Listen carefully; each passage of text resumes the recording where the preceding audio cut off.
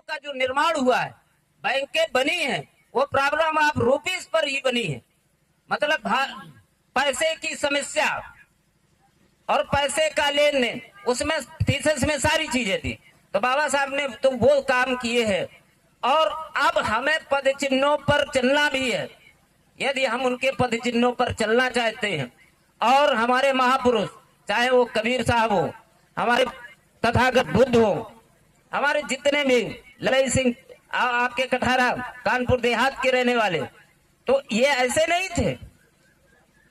जाने कितने महापुरुषों ने अपना त्याग बलिदान सब कुछ दिया, और आपको रास्ता आकर के समय समय पर कालखंडों में दिखाते रहे। सबसे पहले बुद्ध ने दिखाया, फिर उसके बाद कबीर साहब ने आकर के दिखाया, और इसके उसी पैरेलल में हमारे रविदास जी थे।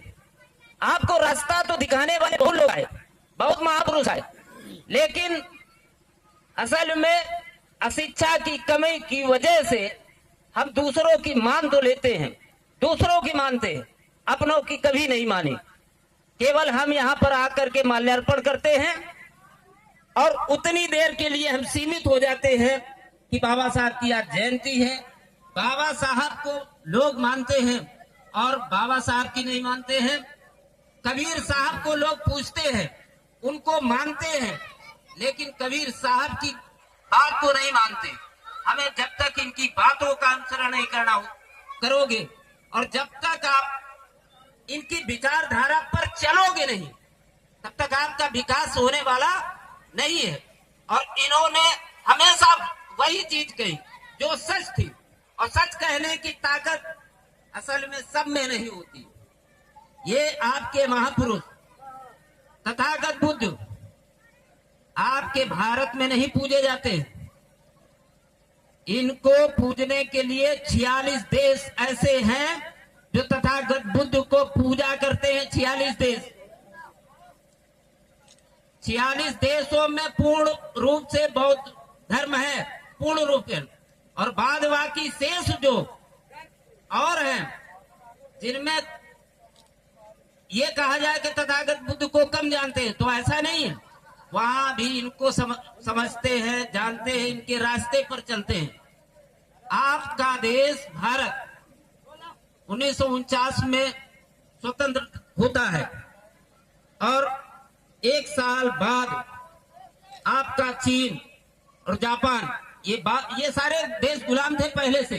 ये एक साल बाद होते हैं, लेकिन आपसे आगे निकल गए, क्योंकि वो उन्होंने बुद्ध को अपना लिया, उन्होंने बुद्ध की बात को मान लिया, उन्होंने, और बुद्ध ने भी वही चीजें उसमें त्रिशरण में कहा भी है, बुद्धम शरणम गच्छामि। बुद्ध का मतलब है कि आप अपने बुद्धि और विवेक से काम लीजिए, और फिर धम्म का मतलब है रास्ते पर चलिए, और फिर संगम शरणम गच्छामि। तो हमें तो इनकी तीन बातें, ज्यादा बातें याद ही नहीं करनी। किसी महापुरुष ने ज्यादा कुछ कहा ही नहीं, चाहे वो कबीर साहब हो, चाहे तथागत बुद्ध हो, चाहे हमारे बोधिसत्व हो, बाबा साहब हो, इन्होंने ज्यादा बातें नहीं की। लेकिन हम बहुत सी चीजें, बहुत बातें दूसरे की मानते हैं। इनकी 3 बातें यदि आप जीवन में उतार ले, तो आपका तो कल्याण होगा ही, आपका तो विकास होगा, आने वाली पीढ़ियों का भी विकास हो जाएगा, और आपकी तस्वीर बदल जाएगी। हमें इन सारी चीजों पर ध्यान देना है। दूरगामी भविष्य के बारे में हमें सोचना है। हमें यही नहीं सोचना है कि हमारा तो जीवन ठीक है, हम जैसा होगा। हम कई जगह हमने बच्चों का इंटरव्यू लिया, बच्चों का नहीं बल्कि गार्जियंस का इंटरव्यू ऐसे लिया है। उनसे मैंने कहा कि भाई आपका बच्चा बड़ा टैलेंटेड है, आप पढ़ाना चाहते हो, पढ़ाइए अपने बेटे को। बोले अरे क्या होगा पढ़ा लिखा करके, मैं क्या करूंगा अपने बेटे को, नौकरियां मिलने नहीं है, पैसा है नहीं, जग जुगाड़ है नहीं। ये मानसिकता आपको छोड़नी पड़ेगी। कोई भी बच्चा, टैलेंटेड बच्चे को कहीं कोई नहीं रोक सकता है। उसको नौकरी एक चाहिए, एक तो नौकरी पूरे भारत में निकलेगी, लेकिन उसके काबिल उसको बनना पड़ेगा। नौकरियों की आप ये कह दो कि सरकारी नौकरी, प्राइवेट में आपके पास प्रतिभा है तो प्राइवेट में अच्छा कर लोगे, व्यापार कर लोगे। प्रतिभा तो आपके अंदर होनी चाहिए, आपके अंदर सोच तो होनी चाहिए, आप अच्छा विकास कर जाएंगे।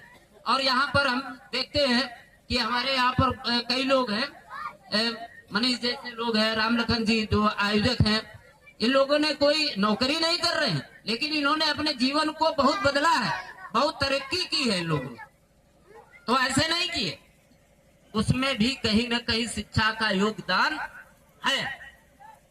तो आपकी दूरदर्शिता होनी चाहिए, और यदि आप भगवान के भरोसे रहेंगे तो आपका कल्याण तो होने वाला नहीं। हाँ, दूसरे का हो जाएगा, जिसने आपको बताया है उसका तो हो सकता है, लेकिन आपका बिल्कुल नहीं होने वाला है।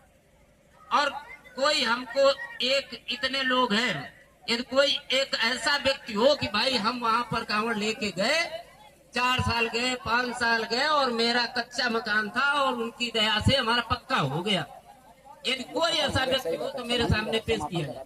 ऐसा नहीं होगा, वो जीवन भर ढोता रहेगा, वो ढोता ही रह सकता है, लेकिन बदलाव कभी नहीं आएगा, क्योंकि उसे जब तक मेहनत नहीं करेगा और सही दिशा में काम नहीं करेगा तो उसका कच्चे मकान से कभी पक्का मकान नहीं हो सकता है। तो इसलिए आपके लिए शिक्षा जरूरी है और काम जरूरी है। तो वहाँ तुलसीदास ने लिखा भी है कि सकल पदार्थ है जग माही और कर्म ही न नर पावत नहीं। संसार में सकल पदार्थ है, लेकिन कर्महीन व्यक्तियों के लिए नहीं है। आपको कर्म करना पड़ेगा, और जब तक आप कर्म नहीं करोगे तब तक आपको कुछ मिलने वाला नहीं है। लास्ट में उन्होंने एक और चौपाई लिखी, मैंने रामायण का पूर्ण अध्ययन किया है, तो उसमें लास्ट में चौपाई लिखते हैं, जिनको आप क्या मानते हो वो आप